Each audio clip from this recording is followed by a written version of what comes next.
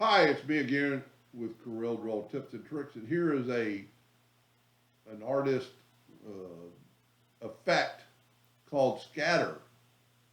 It, for printers, it would be pretty cool. Maybe even laser engravers if we did it in black, because those are just like individual dots. They're a little bit fuzzy, so they might not work for a laser engraver. But I just took a symbol like this I made. I went up to Effects, Creative, and Scatter. I went ahead and bumped it up all the way to 100.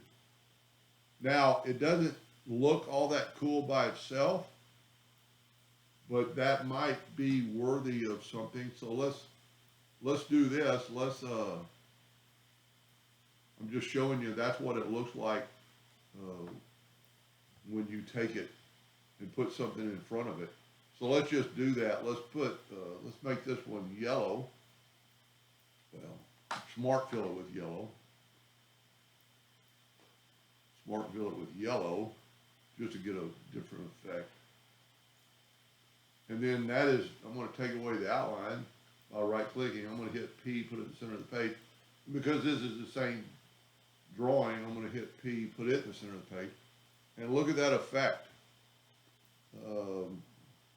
That would be pretty cool. And I think if you had more objects or more lines, maybe even some text in there, it might even be really cool. And I think it's all depends on what color you start with, because we're going to start with a blue, go to Effects, Creative, and Scatter. And there you go. You can use any color you want. And that looks pretty cool. Hope that helped. Thank you for watching.